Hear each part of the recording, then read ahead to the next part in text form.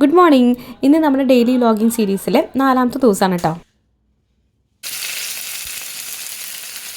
അപ്പോൾ ഇന്നലെ നമ്മൾ ഫ്രൈഡ് റൈസിലേക്ക് വേണ്ടിയിട്ടുള്ള വെജീസൊക്കെ കട്ട് ചെയ്തിട്ട് എടുത്ത് വെച്ചിട്ടുണ്ടായി. അപ്പോൾ രാവിലെ എണീറ്റ് കുളിച്ച് നേരെ കിച്ചണിലോട്ടാണ് ഞാൻ വരിക. അപ്പോൾ ഈ വെജിറ്റബിൾസൊക്കെ ഇങ്ങനെ കട്ട് ചെയ്ത് പിടിച്ച് നിൽക്കാനൊന്നുള്ള സമയമൊന്നും ഉണ്ടാവില്ല കേട്ടോ. അപ്പോൾ അതുകൊണ്ട് ഇത് വലിയ ഉപകാരമായി. രാവിലെ എണീറ്റ് ഉടനെ നേരെ ഫ്രൈഡ് റൈസ് ഉണ്ടാക്കാൻ വേണ്ടിയിട്ടുള്ള കാര്യങ്ങളൊക്കെ ചെയ്തു. ഇന്നത്തെ ബ്രേക്ക്ഫാസ്റ്റ് ഇഡ്ഡലിയും അതുപോലെ ചട്നി ഉണ്ടാക്കാമെന്നാണ് ഞാൻ പ്ലാൻ ചെയ്തിട്ടുണ്ടായിരുന്നത്. അതുപോലെ തന്നെ ഇഡ്ഡലിയും ചട്നിയൊക്കെ വേഗമാക്കി. പിന്നെ വെജ് ഫ്രൈഡ് റൈസ് ഇങ്ങനെ വെറുതെ കഴിക്കാൻ പട്ടുവിന് വലിയ ഇഷ്ടമില്ല. അപ്പോൾ അതുകൂടെ അവൾക്ക് ഇഷ്ടമുള്ള മഷ്റൂം ഫ്രൈയും കൂടി വേണമെന്ന് പറഞ്ഞിട്ടുണ്ടായിരുന്നു. അപ്പോൾ അതും ഫ്രൈ ചെയ്ത് സെയിം ടിഫിൻ ബോക്സിൽ തന്നെ ആക്കിയിട്ട് ഞാൻ പാക്ക് ചെയ്തു.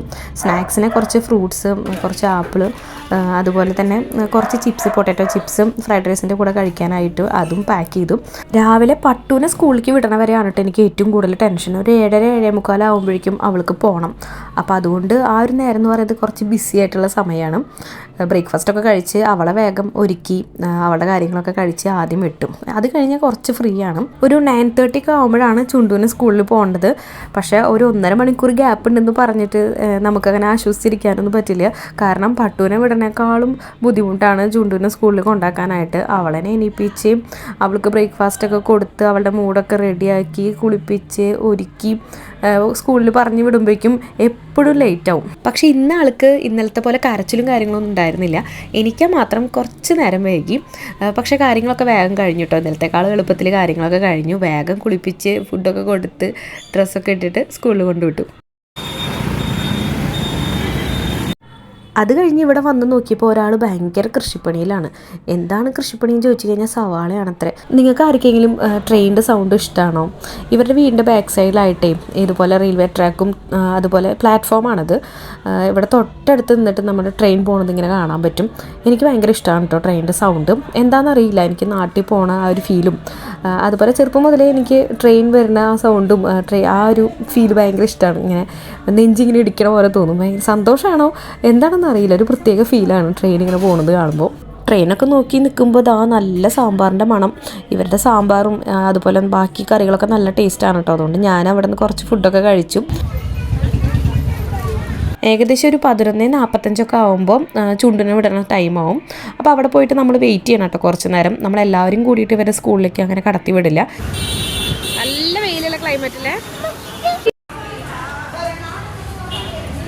അങ്ങനെ ഇന്നത്തെ സ്കൂൾ പരിപാടികളൊക്കെ കഴിഞ്ഞ് കൊണ്ടാക്കലും കൊണ്ടുവരലും ഒക്കെ കഴിഞ്ഞ് ഈവനിങ് ആയിട്ടോ. ഈവനിങ് ആയപ്പോൾ ഞാൻ വിചാരിച്ചു ചായയും കാപ്പിയും ബൂസ്റ്റൊന്നും വെക്കണ്ട, നമുക്കിന്ന് ജ്യൂസ് അടിച്ച് കുടിക്കാമെന്ന് വിചാരിച്ചു. അപ്പോൾ പൈനാപ്പിൾ കുറേ നാളായിട്ട് കൊണ്ടുവന്ന പൈനാപ്പിളാണ് കേട്ടോ. കിച്ചണിലേക്ക് കയറുമ്പോൾ തന്നെ പൈനാപ്പിളിൻ്റെ സ്മെല്ലാണ്.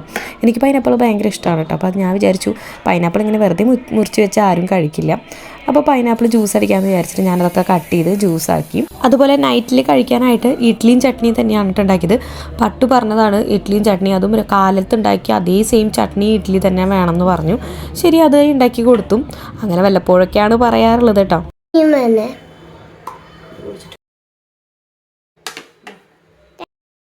ദോശയാണോ ഇഷ്ടം ഇഡ്ഡലിയാണോ ഇഷ്ടം എന്ന് ചോദിച്ചു കഴിഞ്ഞാൽ എന്തായിരിക്കും പറയുക? ഞാൻ എപ്പോഴും ഇഡ്ഡലിയുടെ സൈഡിൽ നിൽക്കുന്ന ആളാണ് കേട്ടോ. എനിക്ക് ഇഡ്ഡലിയാണ് കൂടുതൽ ഇഷ്ടം. ഇഡ്ഡലിയും നല്ല ചൂടുള്ള സാമ്പാറും കൂട്ടി കഴിക്കാനാണ് എനിക്ക് ഏറ്റവും ഇഷ്ടം. പക്ഷേ ചില ആൾക്കാർക്ക് ദോശയാണ്. ഇവിടെ പട്ടുവിന് ഇഡ്ഡലിയാണ് ഇഷ്ടമെങ്കിൽ ചുണ്ടുവിനെ ദോശയാണ് ഇഷ്ടം. നമ്മളിന്ന് വെറൈറ്റി ദോശയാണ് ഉണ്ടാക്കുന്നത്, കാണിച്ചു തരാം.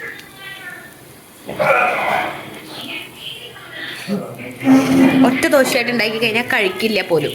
അപ്പോൾ നമ്മൾ 4 ദോശയും സെപ്പറേറ്റ് ആയിട്ട് ഉണ്ടാക്കി കൊടുക്കുകയാണ് ചുണ്ടുവിനെ. വെറും 10 രൂപയുടെ പസിൽ ബോക്സാണ്. ഇതുപോലെ ഒരുപാട് ക്യാരക്ടേഴ്സിൻ്റെ പസിൽ ബോക്സ് ഉണ്ടായിരുന്നു. ഇവിടെ സ്കൂളിൻ്റെ അടുത്തുള്ളൊരു ഷോപ്പിൽ ഇതുപോലെയുള്ള സംഭവങ്ങളൊക്കെ വാങ്ങാനായിട്ട് കിട്ടും. അപ്പോൾ അവിടെ നിന്ന് വാങ്ങിയതാണ്. ഇത് ഒരാളുടെ ചൂട്ടും ഒരാളുടെ ബെൻടൻ ആണെന്ന് തോന്നുന്നു. പെൻടൻ.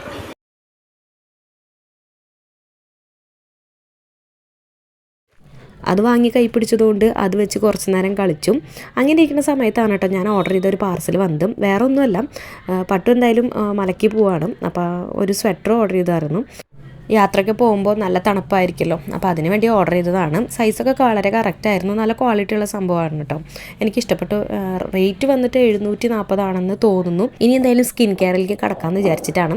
സ്കിൻ കെയർ എന്ന് പറയുന്ന സംഭവം നമ്മൾ ആണ്ടിലൊരിക്കലും ചെയ്യുന്ന സംഭവമാണ് കേട്ടോ. ആകെപ്പാടെ നമ്മൾ ചെയ്യുന്നത് എന്താണെന്ന് വെച്ച് കഴിഞ്ഞാൽ ഫേസ് വാഷ് ചെയ്യുക, മൗത്ത് വാഷ് ചെയ്യുക, ഇതാണ് മെയിനായിട്ട് നമ്മൾ ചെയ്യുന്ന കാര്യങ്ങൾ. പിന്നെ നമുക്കിങ്ങനെ മൂഡൊക്കെ വരുന്ന സമയത്ത് നമ്മളിങ്ങനെ ചെയ്യുന്ന കാര്യങ്ങളാണ് കേട്ടോ ഇന്നിപ്പോൾ കണ്ടുകൊണ്ടിരിക്കുന്നത്. സോ ഇത്രയൊക്കെ ഉള്ളൂ കേട്ടോ ഇന്നത്തെ വിശേഷങ്ങൾ. എല്ലാവർക്കും വീഡിയോസൊക്കെ ഇഷ്ടപ്പെടുന്നുണ്ടെന്ന് വിചാരിക്കണം. എല്ലാവരും സപ്പോർട്ട് ചെയ്യുക. ഇനി അടുത്ത വീഡിയോയിൽ കാണാം. ബൈ.